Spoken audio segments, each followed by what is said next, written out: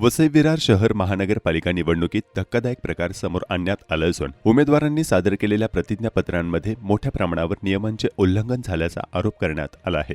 Advocate Pravin Patil यांनी उघड केलेल्या माहितीनुसार तब्बल 137 उमेदवारांच्या प्रतिज्ञापत्रांच्या पडताळणी भागात उमेदवारांची स्वाक्षरीच नसल्याचे आढळून आले आहे।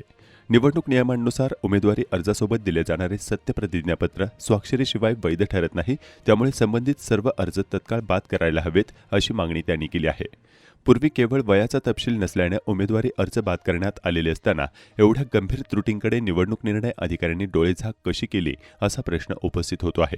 या बिनसही अर्जांमध्ये भाजपचे 51, शिवसेना शिंदे गटाचे 12, शिवसेना उद्धव बाळासाहेब ठाकरे गटाचे 39, काँग्रेसचे 4 तर इतर 31 उमेदवारांचा समावेश आहे।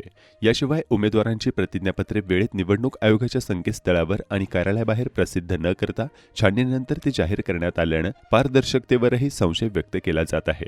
संपूर्ण प्रकारात निवडणूक निर्णय अधिकारी राजकीय दबावाखाली काम करत असल्याचा गंभीर आरोप ॲडव्होकेट प्रवीण पाटील यांनी केला आहे। त्यामुळे निवडणूक प्रक्रियेच्या विश्वासार्हतेवर मोठे प्रश्नचिन्ह निर्माण झाले आहे। वसई विरार महानगरपालिका जी सार्वत्रिक निवडणूक 2025-26 जी सुरू आहे, खरं तर उमेदवाराने त्यांचा उमेदवारी अर्ज सादर करताना त्याच्यासोबत जे प्रतिज्ञापत्र सादर केलं त्या प्रतिज्ञापत्राचा एक भाग असतो पडताळणी, आणि त्या पडताळणीमध्ये बऱ्याचशा उमेदवारांच्या म्हणजे 137 उमेदवारांच्या सिग्नेचरच नाहीत, त्यांच्या सह्याच नाही आहेत। ह्याचा अर्थ काय होतोय की ते प्रतिज्ञापत्र त्यांनी ॲडमिटच होत नाही, त्या बेसिसवरती त्यांचा अर्ज हा अवैध किंवा अपात्र होतोय आणि ते आरोनचे सर्वस्वी अधिकार आहेत। जनरली निवडणूक प्रक्रिया आहे ही क्वाझी ज्युडिशियल असल्यामुळे आरोननी कोणत्याही हरकतीशिवाय सदरचे अर्ज हे तपासणी करून अवैध ठरवायला पाहिजे होते, परंतु दुर्दैवाने तशी कोणतीही त्यांनी पाऊल उचललेलं नाही आहे। 137 हे जे उमेदवार आहेत त्यांचं नामनिर्देशन पत्र व्हॅलिड ठरवलं आहे आणि ते आता त्यांना निशाणी मिळाले, ते प्रचार करत आहेत, उद्या ती निवडून येतील नाही ते मला माहिती मिळत नाही, पण आमचा लोकशाही टिकवण्यासाठी जो संघर्ष म्हटला आहे तो न्यायालयीन प्रक्रिया माझी सुरू राहील म्हटलं असं